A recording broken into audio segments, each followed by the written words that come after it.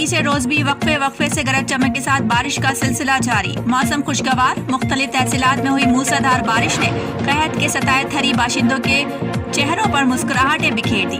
ضلع تھرپارکر پر کافی عرصے کے بعد بارش کے بادل مہربان ہو گئے. گزشتہ 3 دنوں سے تھرپارکر کی مختلف تحصیلوں مٹھی، اسلام کوٹ، ڈھالی، ننگر پارکر، ڈیپلو میں موسلادھار بارش کا سلسلہ جاری ہے.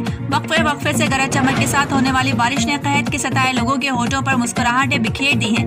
تیز بارش نے صحرائے تھر کی پیاس بجھا دی. وقفے سے بارش سے گرمی کا زور ٹوٹ گیا.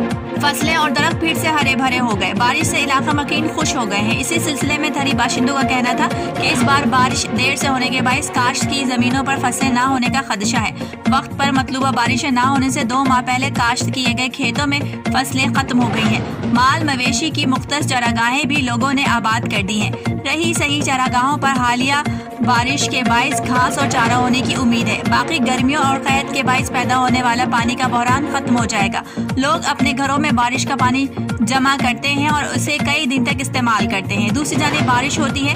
جوگی فقیروں نے تھرپارکر کا رخ کر لیا ہے، جبکہ محکمہ موسمیات کے مطابق 3 ستمبر تک تھر میں کہیں تیز تو کہیں نارمل بارش جاری رہے گی. رپورٹ ریاض سکندر، اسلام کوٹ.